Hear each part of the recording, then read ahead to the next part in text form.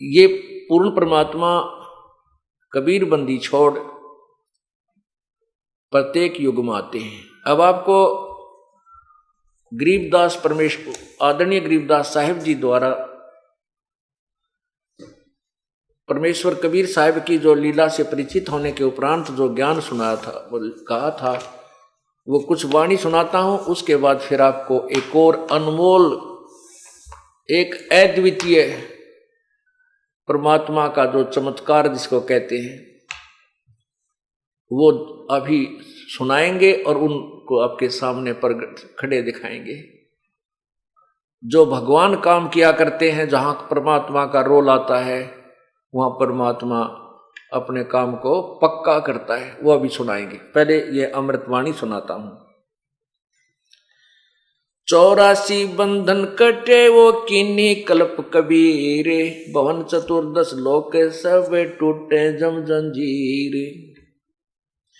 अनंत coat ब्रह्मंड में बंदी छोड़ कहाए, सो तो एक कबीर है जननी ही जन्यान माए।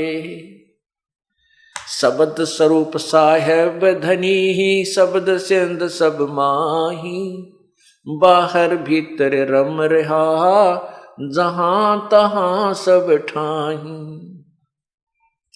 जल थल पृथ्वी गगन में बाहर भीतर एक, पूर्ण ब्रह्म कबीर हैं ये अवगत पुरुष अलेख। सेवक होके अवतरे, सेवक होके उतरे, इस पृथ्वी माही, जीव उदाहरण जगत गुरु हो, बार बार बलि जाऊं। सेवक होकर एक दास बनकर यहां परमात्मा आए, कबीर दास, कबीर दास कहते हैं उनको। सेवक होकर उतरे वो परमपिता इस पृथ्वी के मां, और जीव उदाहरण जगत गुरु, मैं बार बार बलि जाऊं। गरीबदास जी कहते हैं जीवों का उद्धार करने वाले वो परमपिता जगत गुरु, यानी सारी सृष्टि को तत्व ज्ञान बताने वाले को जगत गुरु कहते हैं। मैं बार बार बलिहारी हूं उस परमपिता पर जिसने इतनी दया करी। हम तुच्छ जीवों का आकर के अपना ज्ञान आप ही बताया, आपका अपना भेद आप ही बता दिया। काशीपुरी कष्ट किया ये उतरे अदर अधार, मोमन को मुजरा हुआ वह जंगल में दीदार। मोमन मुसलमान को कहते मोमिन।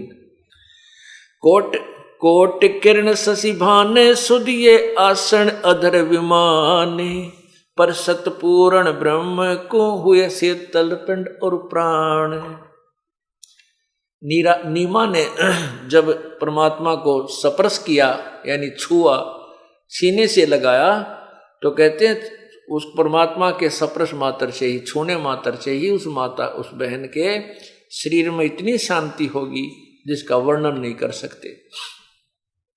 गोद लिया मुख चूम कर हेम रूप झलकंत, जगर मगर काया करे जानो दमक पद्म अनंत। गोदी लिया मुंह चूम के, मां ने जैसे अपने बच्चे का प्यार किया करती हैं, और उस परमात्मा की कितना सुंदर शरीर था। हेम रूप झलकंत, जैसे स्नो वाइट कहते हैं ना, स्नो वाइट यानी बर्फ जैसा सफेद। हेम रूप बर्फ की तरह इतनी सुंदर सफेद शरीर मालिक का था, और जगर मगर काया करे, इतना ऐसा झलक निकला थी उनके शरीर से, ऐसा इतना नूर था मालिक के शरीर का कि बहुत से पद्म झलक रहे हों। काशी उमटी गुल भया ये मोमिन का घर घेरे, कोई कह ब्रह्मा विष्णु है, कोई कह इंद्र कुबेर। कोई तो कहीं ब्रह्मा विष्णु महेश है, कोई कहीं इंद्र है, कोई कह कुबेर दिखा है हमने तो, कोई कह ये इंद्र आया है, कोई कह वरुण धर्मराय है, कोई कोई कहत ईश 16 कला सुभान गति, कोई कह जगदीश। भक्ति मुक्ति ले उतरे ये मेटन तीनों ताप, मोमन के डेरा लिया वो कहे कबीरा बाप। कितनी महिमा प्यारी गाई है गरीबदास साहिब जी ने कि भक्ति और मुक्ति को लेकर के वो परमात्मा उतरे थे।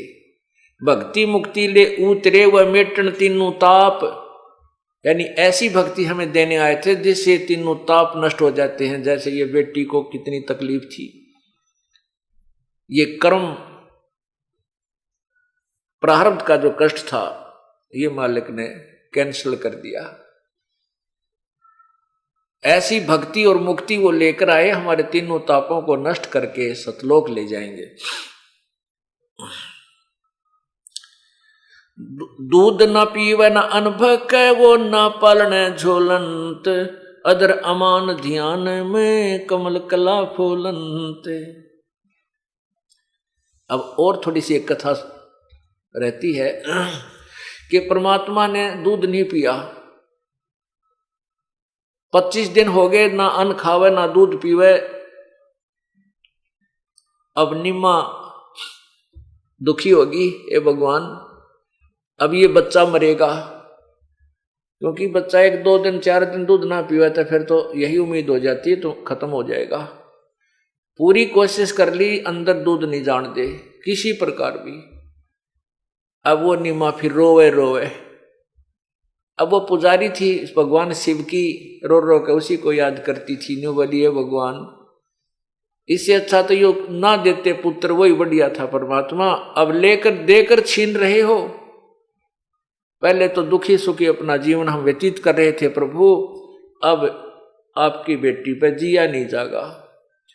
यदि ये बालक मर गया तो गेल मरूंगी फांसी खा के, मैं जी नहीं सकती, मेरे लिए फिर संसार आसार हो जाएगा।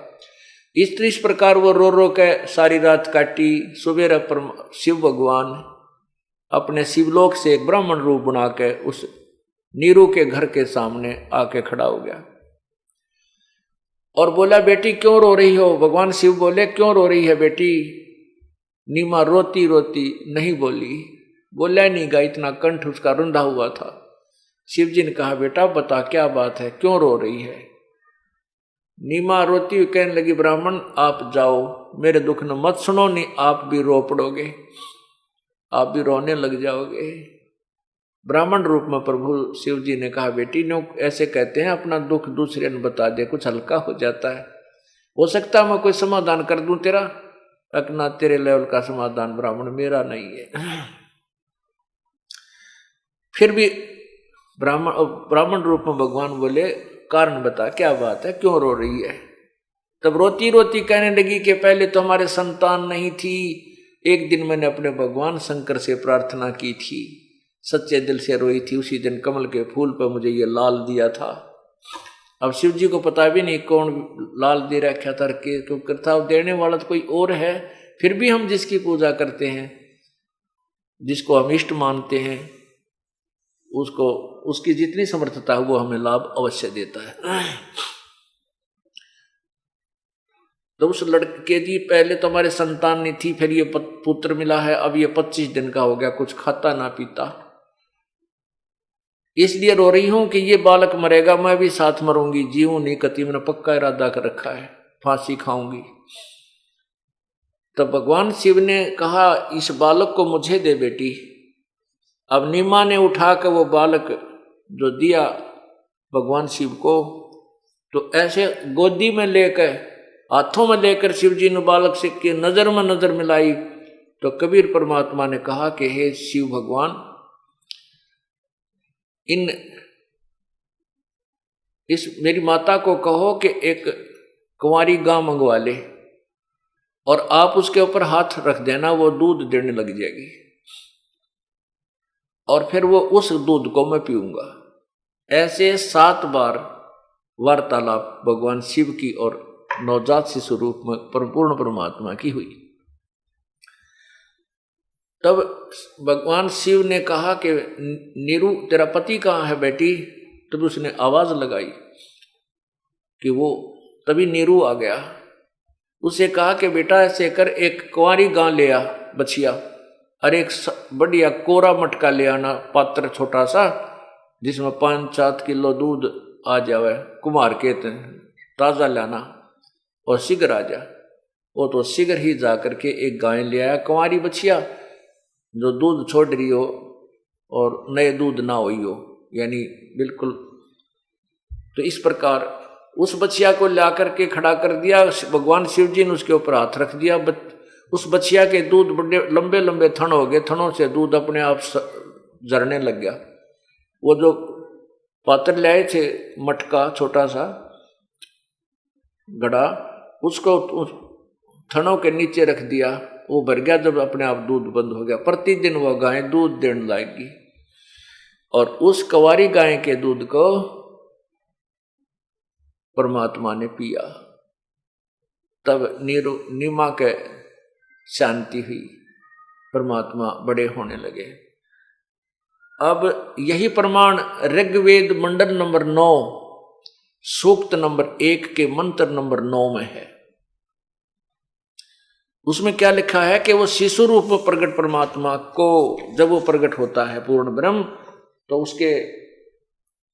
उसकी परवरिश कुंवारी गायों के द्वारा होती है। एक पहचान बताई इस परम पिता की, ये देखिएगा।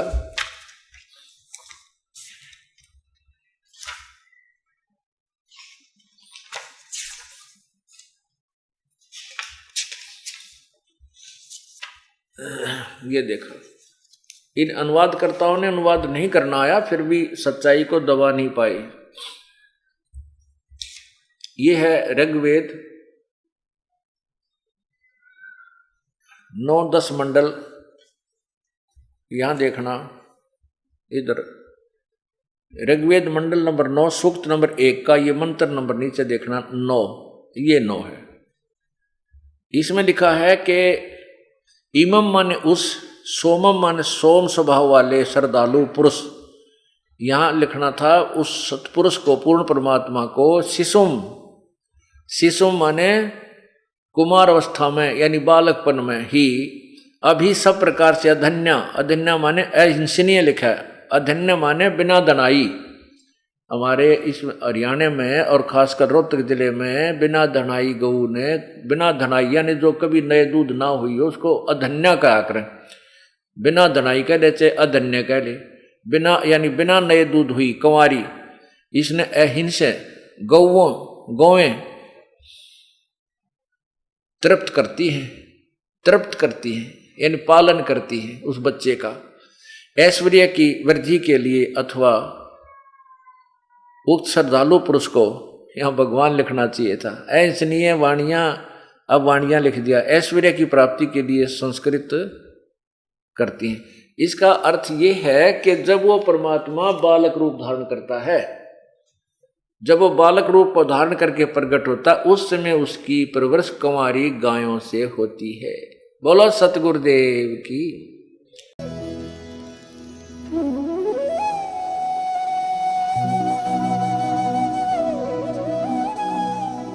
अगर आप ये वीडियो YouTube पर देख रहे हैं तो हमारे चैनल को सब्सक्राइब करें और बेल आइकन को दबाना ना भूलें। अगर आप Facebook पर ये वीडियो देख रहे हैं तो हमारे पेज को लाइक करें।